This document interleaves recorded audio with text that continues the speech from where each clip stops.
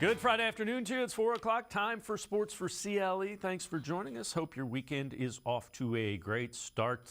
Super Bowl still a week away. Tomorrow, the Senior Bowl will get things rolling. It is never too early to talk about roster construction and how the Browns could potentially upgrade.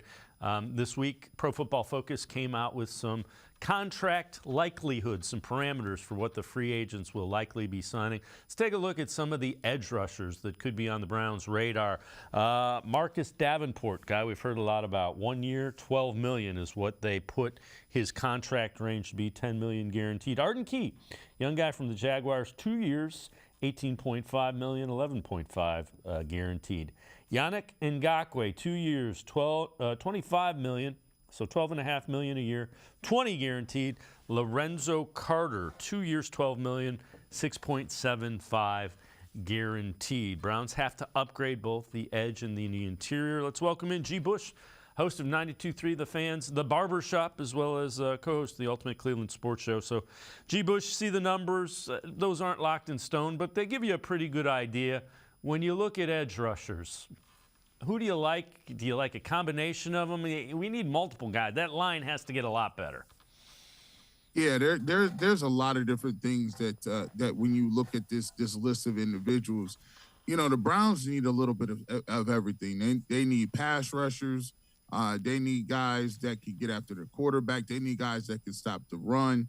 You know, Yannick Ngakoue is a guy who was with the Baltimore Ravens a couple of years ago.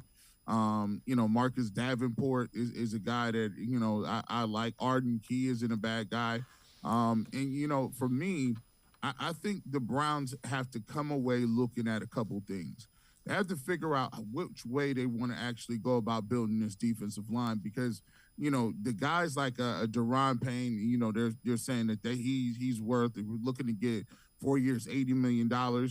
If you're the Cleveland Browns, do you have that in the cap strings and the purses to go out and get a Daron Payne of $55 million and then really believe that you're still going to have money left to buy and go out and get another defensive tackle? Because when Jadeveon Clowney leaves, the fact that you still have an edge rusher that you need to get, the fact that, you know, you still have 2 defensive tackles and 2 starters probably that you may want to get, you're going to have to start looking at some of these guys who are, or like your Marcus Davenport, who are your Arden Key type.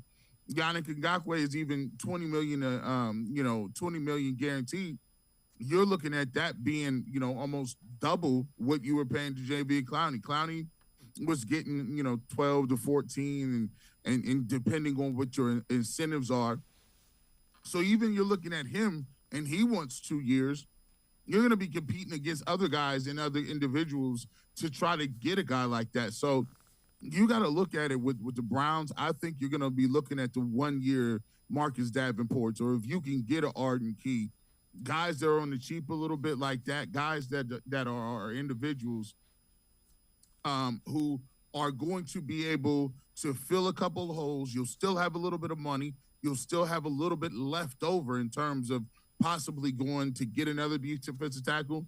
And then you may have to address the wide receiver room as well if you don't bring him back to Anthony Schwartz, or you do want to get a little more speed than a David Bell, and you don't really trust, you know, depending on a wide receiver if you choose to go 4th, 5th, 6th round with that. So I think the category 1 guys are the ones that are more along the lines of likelihood signing with the Cleveland Browns. I would agree with you. So you mentioned defensive tackles. Those guys were edge rushers. Here's a look at some of the tackles. Again, we got 4 or 5 of them that we'll go through with the projected. You mentioned this guy. Everybody has been talking about Daron Payne, but 4 years, $80 million, 55 guaranteed is what they're projecting. I'm with you. I don't see the Browns doing that. Draymond Jones, a younger guy, some Cleveland roots, went to St. Ignatius. They're saying he's at 4 years, $58 million, 37.5 guaranteed. Now we're talking a little bit. This is a guy, Matt Ioannidis, a guy that you heard folks think the Browns might have tried to go and trade for the last couple years. They're projecting him to get 2 years, $13.5 million, 7.5 guaranteed. And this is a guy I'd keep an ear out for. Ashawn Robinson, 1 year, $2.5 million, 1.5 million guaranteed. It'll be interesting to see. He is a guy that has a really good run grade, something that upgrades, not going to get a lot of money. I don't think there's any way they can. They got so many guys that have big contracts. I don't see Deron Payne happening. I just don't. No. When you look at that, there's some pieces there that could help. I like Ashawn Robinson. I like what he brings to the table.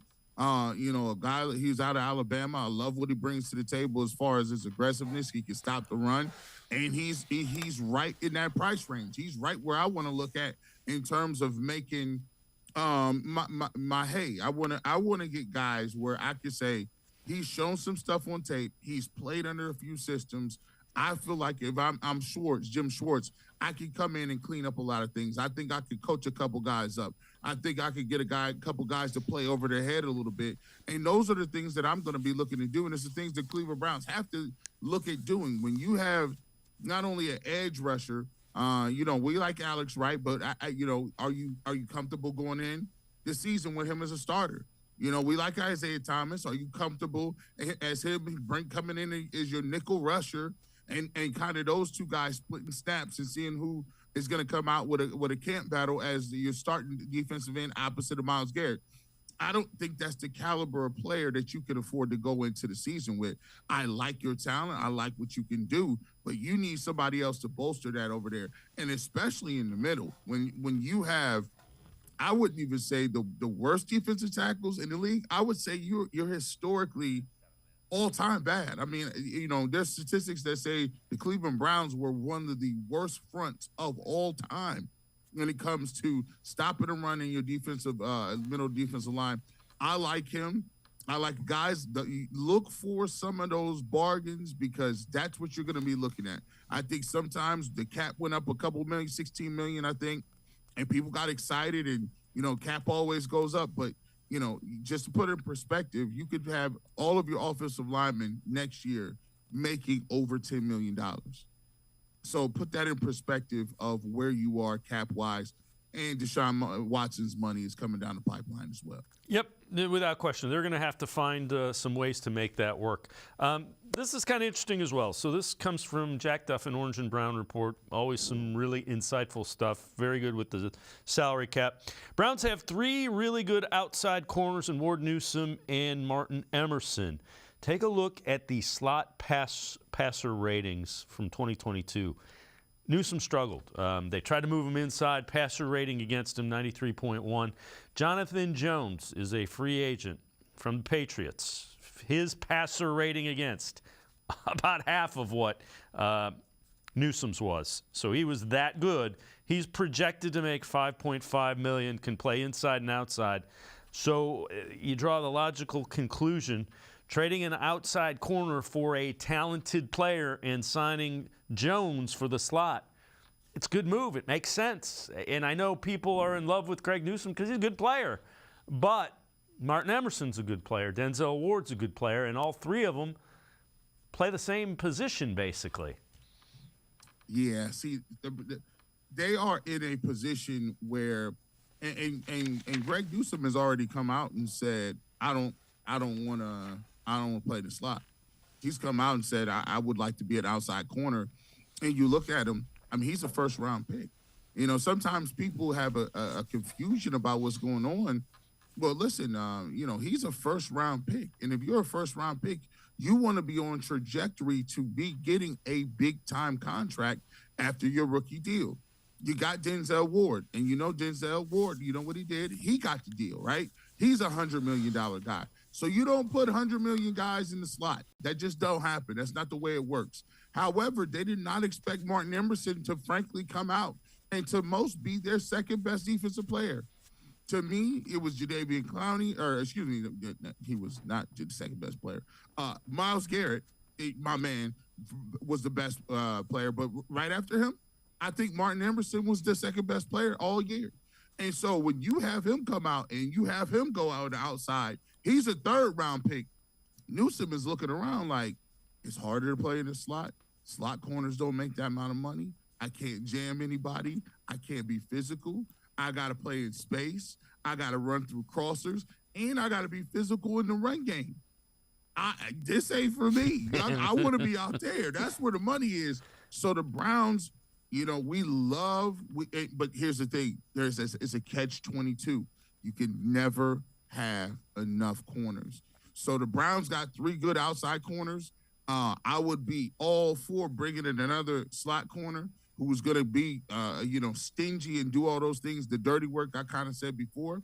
However, I don't know. Just Andrew Berry, I throw this out to him. He's listening out there somewhere. I know you listen to Andrew Berry. Listen, I mean, what can you get from Newsome? I mean, he's young. You don't know much about him. He's still got the shine on him a little bit. He's a former first-round pick.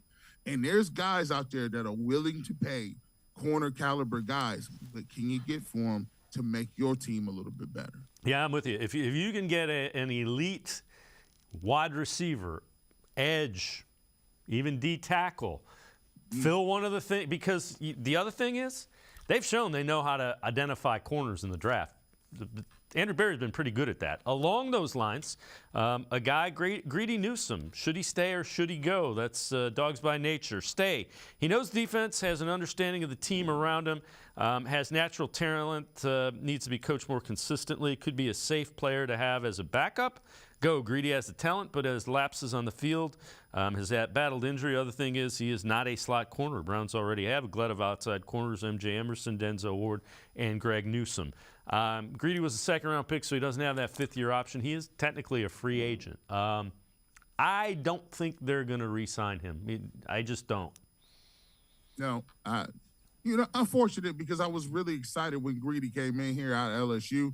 I thought he had, LSU showed way better ball skills than what he had here in Cleveland.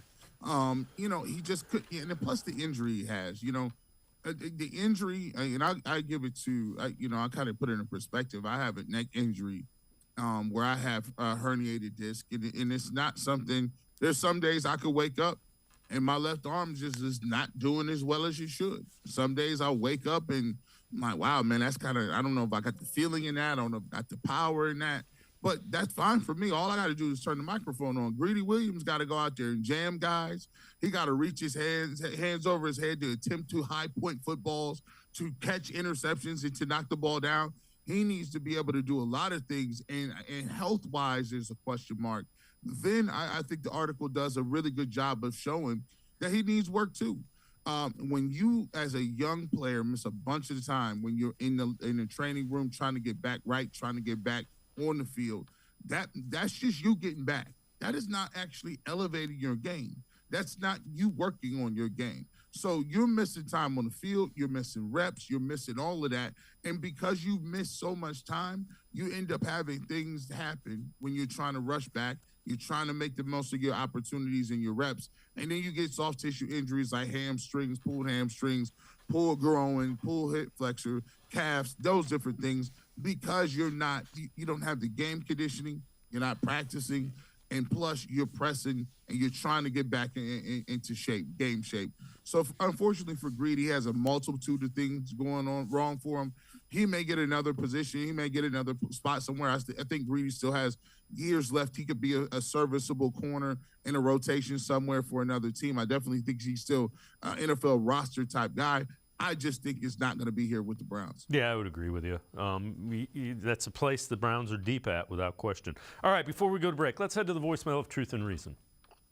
Steve Lannon, just wondered if the Browns have ever seriously considered trying Anthony Schwartz out as a kickoff receiver.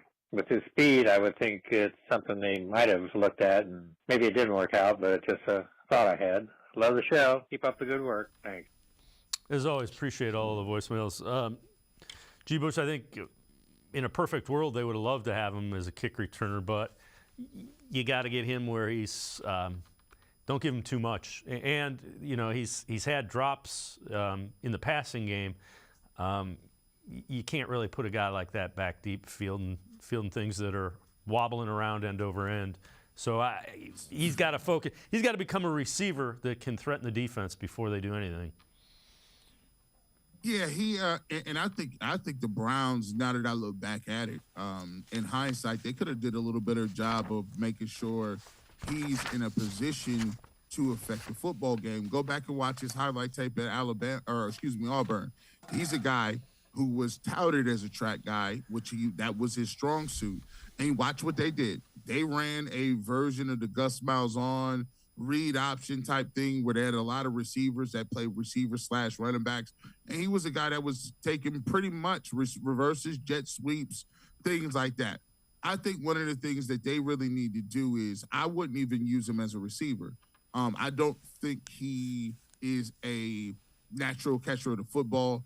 I think he is not a natural route runner. So those two things don't coincide. If you're counting your steps, if you need to get to 7 yards and make a cut to the outside or the inside, and you taking 10 steps, you're off margin, you're off rhythm with the quarterback, you're not going to be able to catch the football because you're thinking about your steps. And then you have to think about, okay, am I getting hit?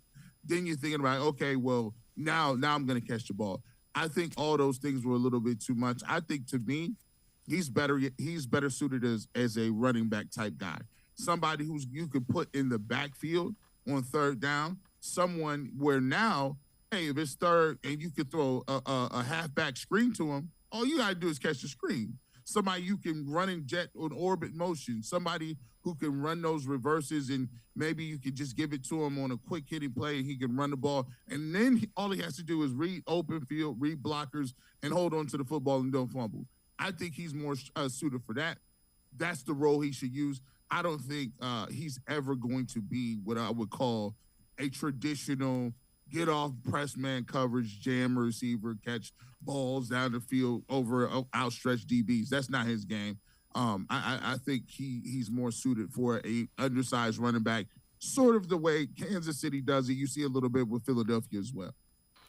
G. Bush and I are going to step aside, take a quick time out. On the other side of the break, we'll head back to the voicemail of Truth and Reason. Talk a little bit more about free agents. Sports for CLE. Be right back. Stay with us.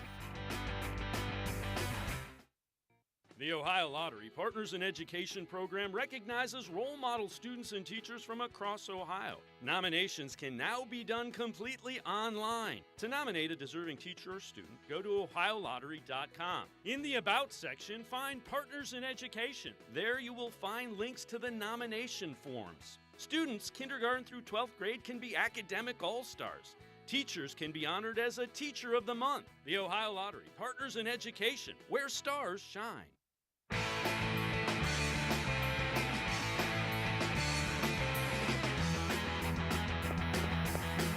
We continue talking Browns with G. Bush from 92.3 The Fans, The Barbershop, as well as the Ultimate Cleveland Sports Show. Let's head back to the voicemail of Truth and Reason. I think the Browns should trade Kareem Hunt to the Jets for Elijah Moore. As always, appreciate all the voicemails. G. Bush, Hunt is a free agent, so they don't have the ability to do that. But you may be able to get Elijah Moore, who has kind of underperformed, and they drafted over him with Garrett Wilson. You may be able to get him. Third-round pick, fourth-round pick. He did not do a lot this year. No, I think he's a guy, once again, there's another guy that you talk about. Not going to cost you too much money.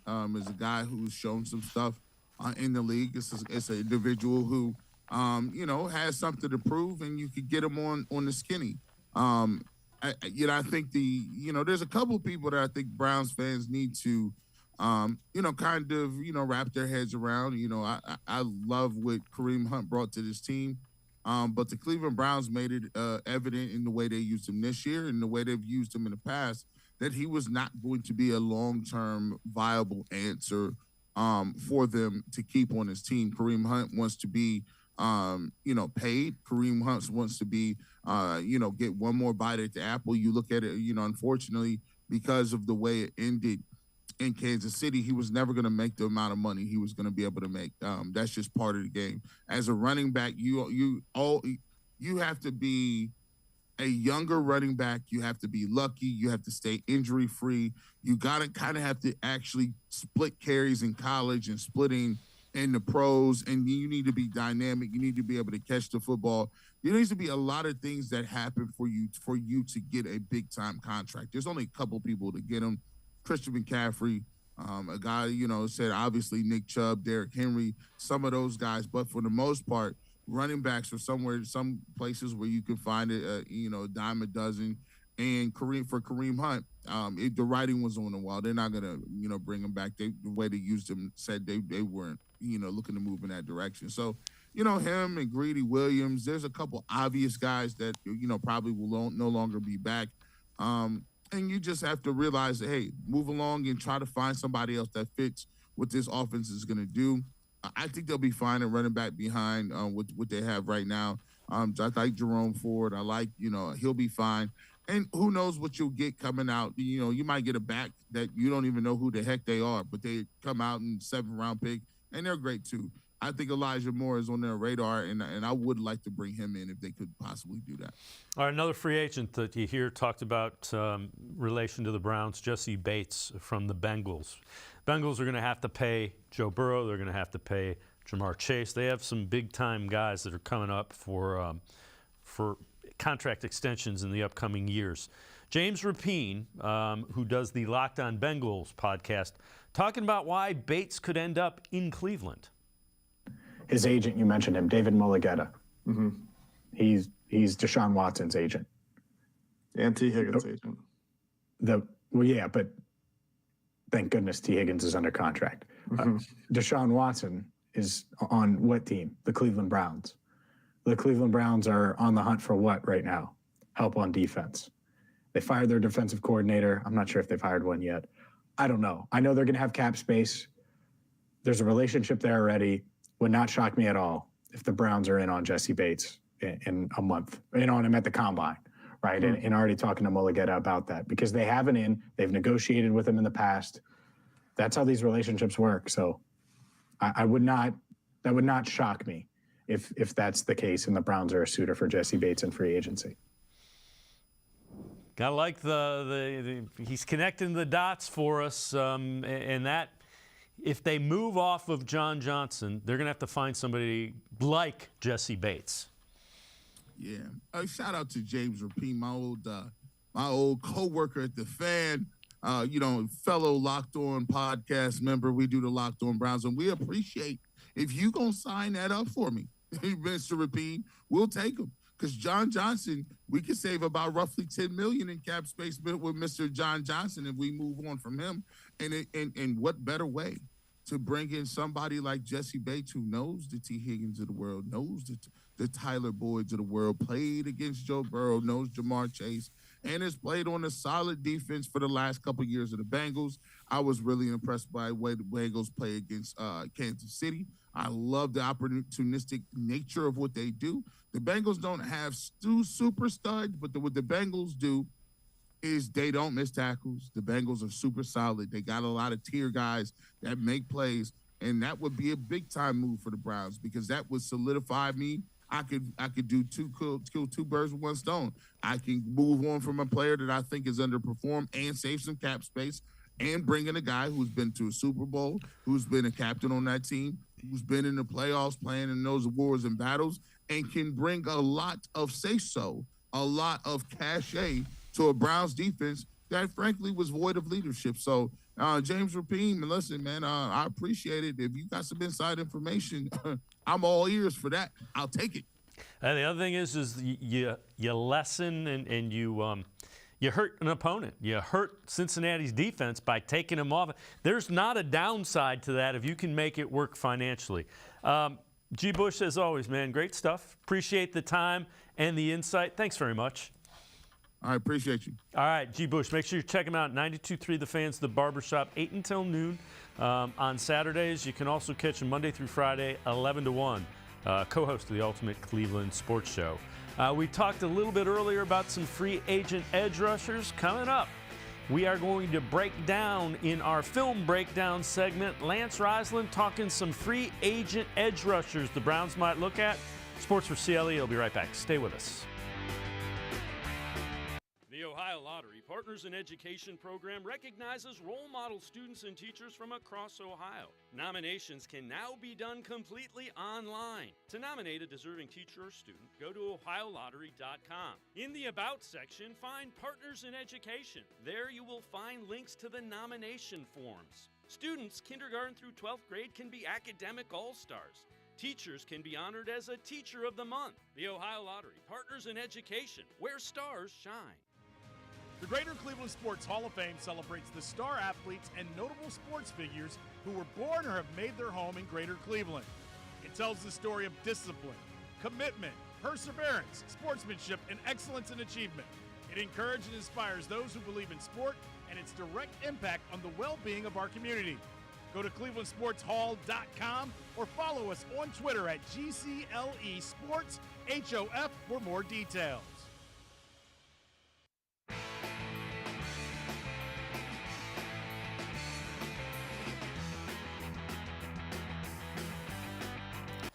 We continue talking Browns here on Sports4CLE. A little earlier, you heard us mention some of the free agent defensive edge rushers that the Browns might be looking at. Let's take a look at what they do well on the football field. Film breakdown.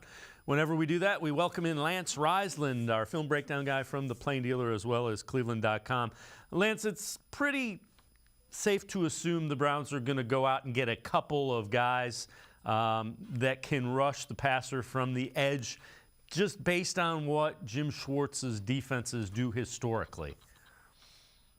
Yeah, you get that wide 5 and that wide 9. You're going to need some guys who can come off the edge. You're going to need some guys that can set the edge. You know, his defense really calls for a guy with size, speed, kind of a combination of everything. Same with those defensive tackles. You know, a lot of times he likes those guys who can play some defensive end, move down inside in the nickel, play that 3 technique, because those 3 techniques are wide as well, especially in passing situations. So the guys have to be able to win one-on-one matchups in his defense. All right, let's take a look. First guy that we're going to look at is Arden Key. He's wearing number 49, 27 years old.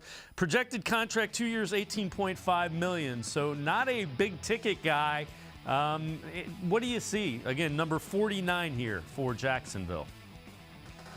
Well, first thing I see is his length. He's very, very long. I think he'll be perfect in the wide 9 technique that Jim Schwartz likes to play. Very athletic. So this is a classic example of being in a wide 9. He's going to beat the tight end inside. He has a great pass rush plan in terms of rips and clubs and swims and long arming. So he's got a really, really good plan.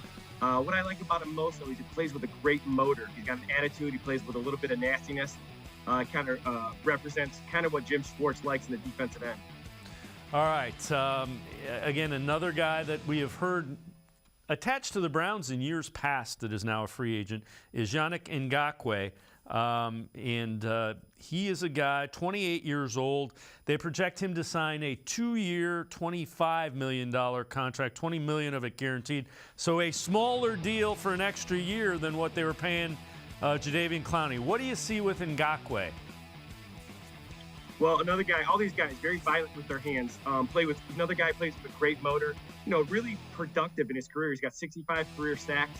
What I like about him is, again, a great pass rush plan. He's just not running upfield. He's going to club. He's going to rip. He's going to bull rush. He's going to use his hands. He's going to swipe away. He uses spin moves. He's got kind of all of the arsenal, especially he kind of is a veteran guy who understands how to pass rush. So he's a guy who's very explosive off the edge and has a plan when he's coming off the edge. Again, can play in the wide 9, is heavy enough to play inside if needed, especially in nickel situations. Aggressive, kind of brings an attitude. I think the Browns defense needs a guy with some edge and a guy with some attitude. Again, Ngakoue, number 91 there, kind of knocking the ball free. Another guy that we've heard connected to the Browns some is Marcus Davenport, 27 years old for the Saints. He's number 92 here, projected just a 1-year, $12 million deal. Again, last year Clowney played on basically a $14 million deal. So what you're going to get here is you're going to get him. He's on the tight end here. He's going to step. This is the classic example of setting the edge. So he's going to keep his hips parallel to the line of scrimmage. He's going to get his hands on this tight end. He's going to keep his right arm free. He's a guy who's very position flexible. He's 265 pounds, so he can play both the rush and both the run game and pass rush. I think he's a guy that has, again, a little bit of attitude, plays with a great motor. I love his hands. He constantly gets his hands on the guy in front of him, which is going to help him stopping that run. Again, really, really heavy guy. Plays 265, but he plays really, really heavy, but he's still got enough speed to pass rush. Well, and you mentioned that, so let's take a look at, we saw kind of setting the edge there. Let's take a look at his pass rush here and what you see. Well, you're going to see him at the top here. This is a classic case of getting caught as an offensive tackle. So obviously he's very good, but this pass rush, if you look at the top of the screen, he's going to run right over the tackle. It's a classic bull rush. And what happens there is that by using speed on the edge consistently during the game, that left tackle is going to constantly get out of there. And when he gets out of there, he gets on his heels.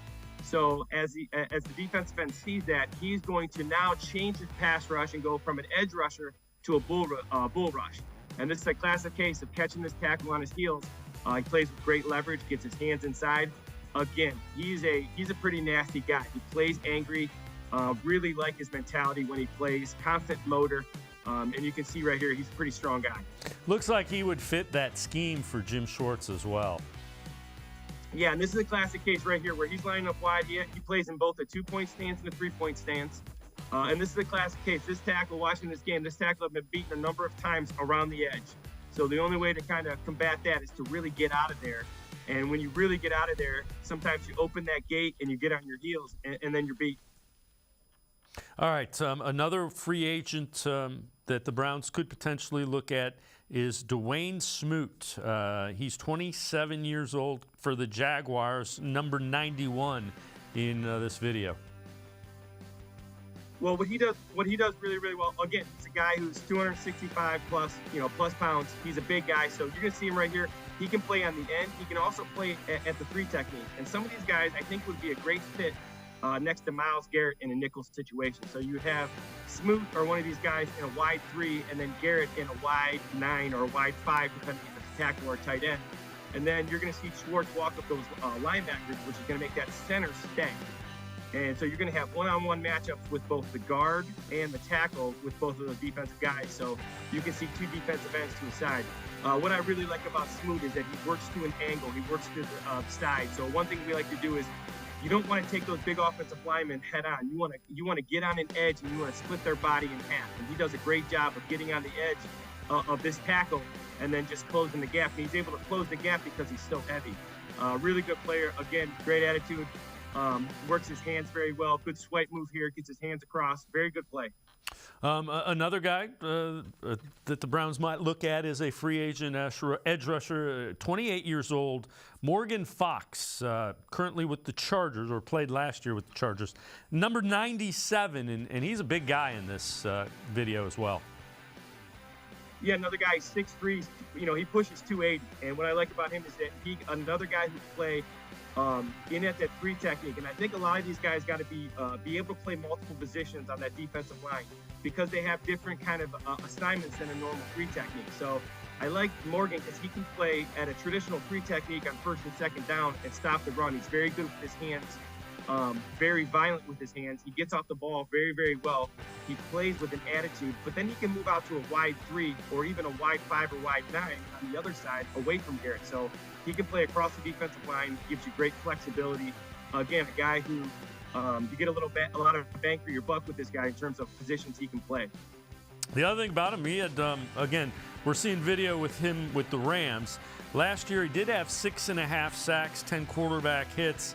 And you can see, for a guy that's that big, he moves really well.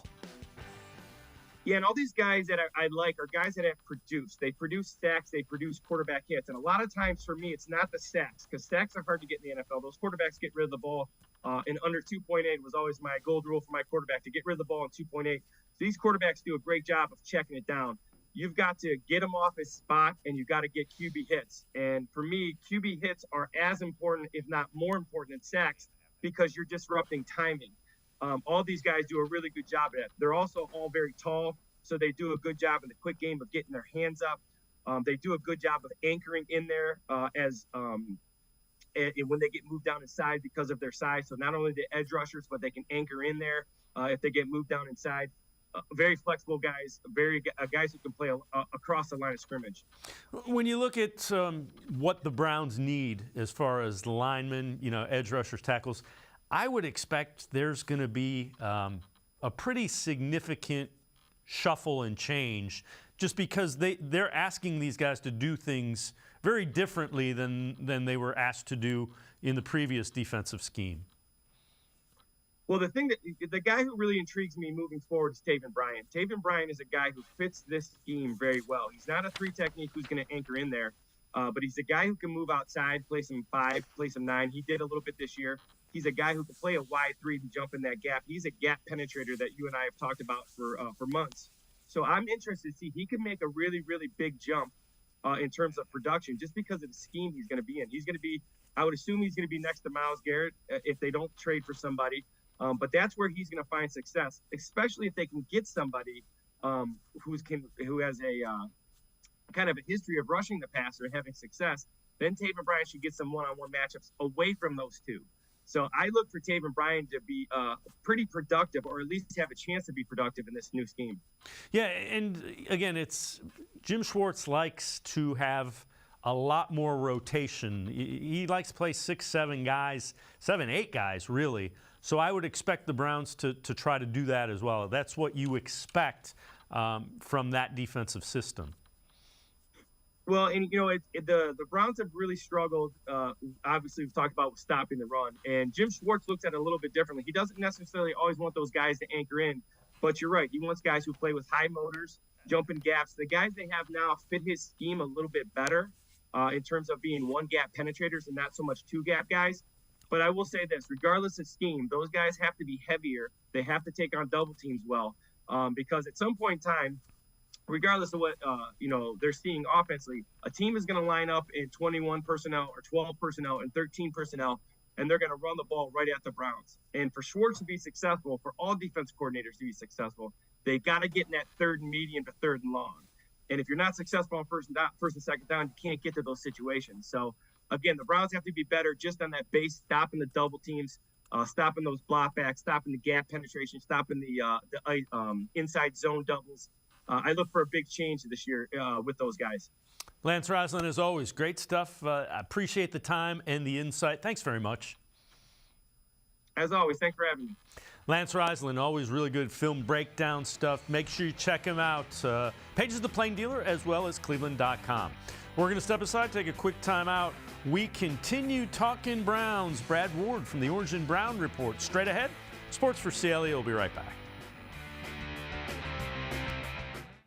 The Ohio Lottery Partners in Education program recognizes role model students and teachers from across Ohio. Nominations can now be done completely online. To nominate a deserving teacher or student, go to OhioLottery.com. In the About section, find Partners in Education. There you will find links to the nomination forms. Students kindergarten through 12th grade can be academic all-stars.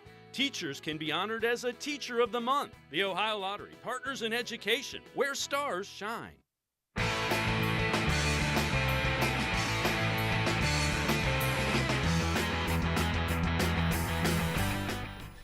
We continue talking Browns here on Sports4CLE. Let's head back to the voicemail of Truth and Reason.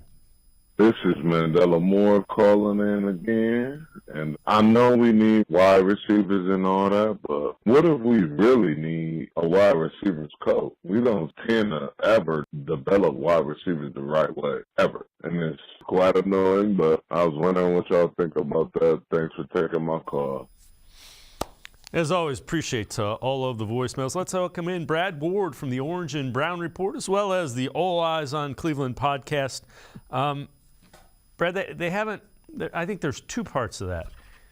In order to develop a wide receiver, you got to have a quarterback who kind of highlights them. They've struggled at the quarterback position, and they haven't really put a lot of emphasis into wide receivers. I mean, you look at Anthony Schwartz – has struggled, but you also have DPJ, who's outperformed his 6th, 7th round draft stat. I mean, there are so many things that go into it. I don't know that the wide receiver coach is the problem.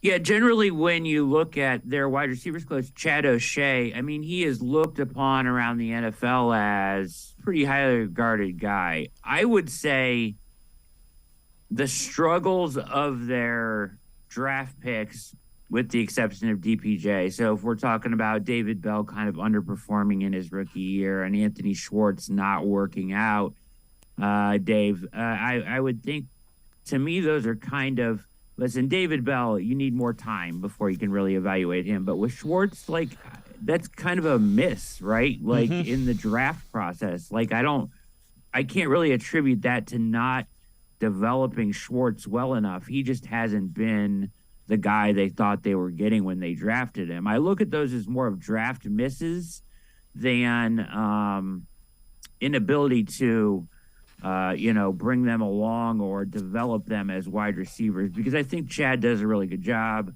And I think that, as we've seen with Donovan Peoples-Jones, now they haven't needed those guys a lot. They were blessed with a ton of health this year, so the opportunities were not abundant for your depth and your really young wide receivers. So, it was really just Cooper and DPJ. So that also plays into it too. Yeah, and again, we were talking before when we were in the break. Last time they drafted a wide receiver in the first round was Corey Coleman in 2016, and boy, that was a big swing and a miss. So it kind of goes with what you're talking about. All right, one move each NFL team can make to help their quarterback in 2023. This is from the 33rd team. Those are former NFL players and front office execs. Browns side or trade for a veteran wide receiver. Team is without a first-round pick, so they could go wide receiver second round 43. But a better idea for immediate help might be to sign a medium-priced vet such as Lazard, Smith-Schuster, Jacoby Myers, or DJ Chark. None of those guys really do it for me. I don't know about your thoughts, and I know we'll get into some of the free agents out there. They're okay. They're not what I think the Browns need from a veteran wide receiver. Yeah, so a lot of the guys that are available, as you're pointing out here very astutely, that they're very similar to the guys that they have, right? Like, we don't need a Donovan Peoples-Jones or Amari Cooper, same skill set type guys. We need a burner, right? You need somebody that's going to stress defenses vertically and horizontally, and kind of bring a dynamic dimension to this offense that doesn't exist currently. This is not a great free agent class. Jacoby Myers is kind of regarded as the best wide receiver in this class. And, I talked to Christopher Price of the Boston Globe yesterday on my show, and he says the Patriots aren't letting him go. More than likely. Schuster, Lazard, Chark, none of those guys really break the mold of what we already have, Dave. So I'm looking for something different to change. If you really want to push this offense to its ceiling and its maximum, I think you need a different kind of wide receiver than that. Yeah, and I'm with you. In talking to you pre-show, let's take a look at some of the wide receivers that are available and projected contracts for them. Paris Campbell is a guy that intrigues us. That's a kid from St. Vincent St. Mary High School, Ohio State, ascending, younger guy, but has played well this year. Really, the first time he's been healthy. 3 years, they say. $23.25 million, $13.25 million. Another one that, and again, this intrigues me just because of Michael Thomas, 1 year, $12.5 million, $10 million guaranteed. He hadn't been able to stay healthy. He hadn't been on the field in a couple of years. And we've already kind of gone over Allen Lazard is another one, 3 years, $33 million, $21.5 million guaranteed. I don't see him spending a lot of money, but Paris Campbell is a guy that intrigues me. And you said it well, stresses him vertically. So give Deshaun Watson a guy that he can get the ball in his hands in open space and turn a 6-yard pass into an 18-yard gain. Yeah, absolutely. He would fit really well. He intrigues me a lot, too. That contract is favorable, 7.75 APY and an out after the first year. That's very beneficial. It's a high reward, low risk contract, if that's really what the contract would be. He is really the only guy, Dave, in this free agent class that intrigues me like that. He had a really good year, 600 yards receiving, like 3 touchdowns, I think, with not very good quarterback play, right, in Indianapolis. So, his speed changes things, right? Jet sweeps, the stuff they can do in the screen game, wide receiver screen game with him. And then, of course, somebody that's going to keep you honest, which they haven't had down the field. And not just like a one-trick pony wide receiver where Schwartz can come in on, whatever down and just run his go routes. That's not really keeping teams honest, right? Like Campbell will, stress you vertically, but also be successful in the intermediate and short game. And I think that, as you said, ascending is perfect. I think that he's kind of getting the knack for this at the NFL level, and we're seeing him come on stronger. So getting a guy on the rise, still young, a hometown guy makes a lot of sense for me. And he's one of the few guys that really jumps off the page for me when you look at this extensive wide receiver free agent list. He's really the only guy that kind of fits the mold of what we're looking for here for the Browns. I agree. And the important thing to keep in mind about Paris Campbell, when he was in high school, he played running back, so he kind of learned wide receiver at the college level, and that's kind of why he's becoming a more finished product now. I know you've written an article about backup quarterback, and we've had a couple of voicemailers ask us about that. They have Kellen Mond on their active roster. What do you think, if something happens to Deshaun Watson and he's missing time, I don't know that you can go with Kellen Mond. Just your thoughts on the whole backup quarterback situation? Yeah, so I think they want, typically you bring 4 guys into camp, right? And I think they want Mond to compete with somebody. And so I think they will sign another backup. The thing that we've learned about this regime, at least that I think that I've learned about them, is that they will always go to, and it kind of bothers me sometimes, they will always go to what's known to them. As we've seen, whenever they have to reach out to a practice squad or another team's practice squad, it's always a guy they've had in the building before, right? Well, we know they know Josh Dobbs, and they had Nick Mullins here, right? So my first guy would be Nick Mullins, because I think he's a good player. He's a good backup. Now, will he get out of Minnesota? That's a good question. I know they like him there. They're probably going to try to re-sign him there as Kirk Cousins backup. But I think Mullins makes a lot of sense. I think Dobbs makes a lot of sense as the backup. He's a gamer, really intelligent guy. What you're looking for in a backup quarterback, Dave, is a guy that's kind of like a sounding board and another version of a coach that can play when called upon for Deshaun. So I think Dobbs does that. And then the last guy that I put out there is Teddy Bridgewater, because, if you really want that veteran presence, he would probably cost more than the other guys, but I think he would be worth it, because if thrown into, playing, he can win you a couple games if necessary. And he is a guy that has seen it all, right? He's seen it all, and he can help Deshaun. So those were my 3 guys. The first 2 because they're familiar and I like them to compete with Mond. And probably I would pick both of those to beat out Mond. Same with Bridgewater, too. And then I'm sure as far as camp goes, David, they'll throw like a UDFA arm in there as well. Yep, I would agree wholeheartedly. Brad Ward from the Orange and Brown Report, All Eyes on Cleveland podcast. Now I'm going to step aside, take one more time out. Other side of the break, 3 fixes the Browns must make in the offseason to reach the playoffs next year. Straight ahead on Sports4CLE. Stay with us. Come back to go forward. Back to learning new things. Back to pursuing your dreams. Tri-C has flexible learning options to fit your life. And every year, more than 1,000 local companies provide Tri-C students with real-world learning. The right education can boost your lifetime earning power by hundreds of thousands of dollars. Start now with a college education you can afford. Tri-C, where futures begin.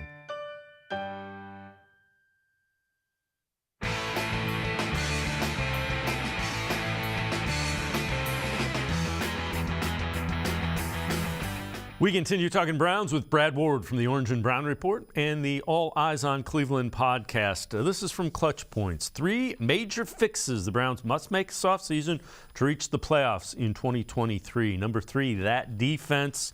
Cleveland's defense surrendered better than 22 points per game 19th place overall, 18th with a 39.53 success rate against on third downs, and 23rd in red zone touchdowns given up. So that's not good. 2, fortify the offensive line. According to Spot Track, Browns offensive are top 10 in the league offensive line spending. However, the investment did not return big dividends 2022. Cleveland struggled to protect quarterback. Browns 24th in offensive sack rate. Cleveland did not pass the ball a lot, relatively speaking. Still allowed 44 sacks. A lot of that is because Deshaun Watson's kind of getting used to it, and they switched quarterback styles in the middle of the year. Number 1, find ways to unlock the real Deshaun Watson. Whether Watson's underperformance first season with the Browns because of his rust, offensive line, lack of depth downfield weaponry, Browns have to find ways to unlock the top form, dual-threat quarterback. Brad, I think all those except the offensive line are very valid. I think they have the talent on the offensive line. I think they're spending a lot on it. I think the most important thing, stop the run and find a way to make Deshaun Watson explosive. Those are the two, if you want me to boil it down even a little further. Yeah, I would totally agree. When you talk about the offensive line, I think health had a lot to do with it. So, they were kind of banged up, and even the guys that were playing, Dave. So if you look at like Wyatt Teller and really the right side of that offensive line, Conklin, I believe they were both playing injured for much of the year. So you're not getting like their best performance. And we're not just talking about like nicks and, their normal wear and tear of a season. I think they were significantly injured because Wyatt Teller was a different guy than we saw the year before. And that's the only explanation I can come up with there. So I expect them to be fine on the offensive line. I'm sure that they will add somebody maybe late in the draft to try to help with depth, but I think they'll be fine there.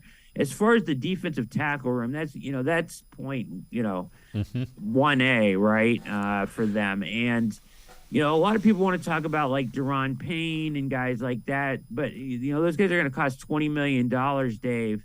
I think you could get 2 guys in the $7 to $8 million range and, fortify the middle there. Like, you don't just need one guy, you need 2 guys and probably a third for depth there. I don't see much on the roster now sticking around except for maybe Perion Winfrey.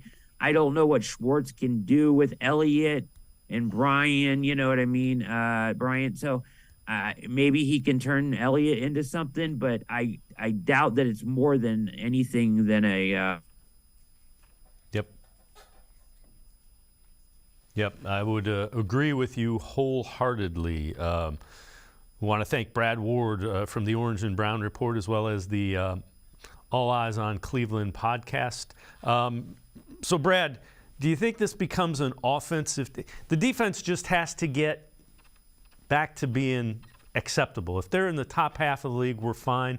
This is going to become an offensive team that scores with Deshaun Watson. That's why you go out and you get that elite quarterback. Yeah, I think you're going to see a lot more 11 personnel. I think you're going to see them throwing the ball over the field a little bit. But I think they're going to get creative with the run game, too. So you still have Nick Chubb. So, the read zone, the RPOs, but they're going to, work this offseason hard at diving into this thing and making it as pro-Watson, as Watson-friendly of an offense as they can possibly make. And I think that you'll see different dimensions to this that weren't there last year when they come around in 2023. I agree wholeheartedly. Brad Ward, as always, great stuff. Appreciate the time and the insight. Thanks very much, Brad. Thank you, Dave. All right, Brad Ward, make sure you check him out. Orange and Brown Report, also the All Eyez on Cleveland podcast. Before we go, each week in conjunction with the Ohio Lottery Partners in Education program, we recognize a role model student from somewhere across the state of Ohio. We head to Gilmore Academy today to meet Lainey Klicko. Lainey, not only a 3.8 student, 2-sport star, has a Division I college scholarship.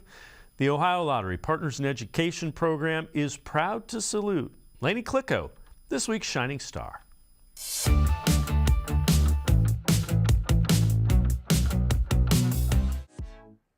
Gilmore senior Lainey Klicka is a two-sport star for the Lancers. She's the leadoff hitter and second baseman for the softball team, but her first love is volleyball. I got started in volleyball when I was around 4. I was at the YMCA and I would do like training sessions with my dad. He would run like the YMCA training, and me and my sister would go and hop in with all the older girls, and it just kind of stuck ever since. Klicka was a big part of the Lancers state championship teams in her sophomore and junior years and stepped into a leadership role as a captain her senior year. She plays libero. Her job is to set up the other players on the court. She's the hardest worker on the floor. There's not a floor burn she hasn't exhibited. She leaves it. Her leadership was tremendous. I know this year we're coming off 2 state championships. Maybe we lost some great talent, but Lainey Klicka is a winner, and she was not going to allow this team. We struggled early. She kept her spirits about her. She kept everyone focused and dialed in. We had an incredible run at the end of the season, and that had to do with senior leadership.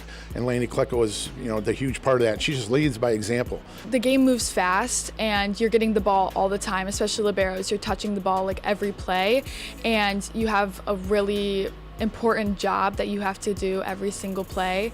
And if you mess up, the ball is going to come right back at you, and mentally it can be like, you get down on yourself, and you can make one error can become 2. So mentally you can just deteriorate sometimes, and just knowing that the ball is coming right back to you, you have to be tough. Klicka earned second-team All-State honors this season. She grabbed the attention of several Division I colleges and accepted a scholarship to play at Wofford College in Spartanburg, South Carolina. I chose it because it has great academics, great athletics. The environment is a tight-knit community. It's a really small school, so the community is a lot smaller, but they all support each other and are there for one another, and I love a family atmosphere. That's why I chose Gilmore, and so I saw a lot of Gilmore in Wofford, and that's where I will be attending school next year. Lainey will get a little bit of a head start on building some chemistry with her future college teammates with a 2-week trip. I'm going to Greece with Wofford's volleyball team. We're going to play European teams and studying and just having a nice vacation, and I'm really excited. And it's the first thing I'm doing in this program, so getting to know all the girls and just getting acclimated, and I'm really excited for it. In the classroom, Klicka carries a 3.8 grade point average in advanced placement classes at Gilmore. She hasn't made a firm decision on her major, but is leaning toward the subject she has a passion for. My favorite classes here have always been my English classes. Right now I'm taking AP Literature, and I just really enjoy reading and writing, and I really like my teacher. He really has given me a passion for literature and the arts. And another big hobby of mine has been painting, and I found that here at Gilmore. During COVID, I took a painting class, and I feel like that's something I can see myself doing, down the line, studio art and things like that. I think Gilmore has opened me up to a lot of my passions like literature and art. Lainey will study, on the bus to a game or before a game. You'll see our girls up here while the JV varsity go on. They'll be studying in groups. There's a lot of good collaborative learning going on with our kids, and they make the sacrifice to put the time in, because just like sports, academics here is extremely competitive, and they want to maintain that high level grade point average, and they understand colleges. That's a big factor what they look at. Just an incredible job of maintaining balance in their lives. It's not a surprise that Lainey loves working at camps and passing on her love of volleyball to young girls that want to be like her. Klicka also volunteers at a fundraiser for cancer research that has a special meaning for her. My aunt runs a golf outing. It's called Raising for Rita, so it raises money for cancer research. My aunt died of cancer, so I do it every year, and it's a whole weekend of just a golf outing, and me and my cousins do it. It's a lot of fun, and I genuinely enjoy doing that.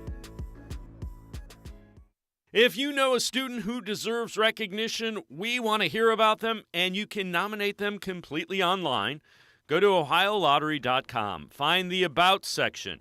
Click on Partners in Education. There you will see links to nomination forms. Nominate that student as an academic all-star, and they could end up being featured as our next shining star. Well done, Lainey Klicka, who is headed to Wofford College to play volleyball next year. That's going to do it for this edition of Sports for CLE. We will see you back here Monday at 4 o'clock. Have a great weekend, everybody. We'll see you Monday at 4 on Sports for CLE.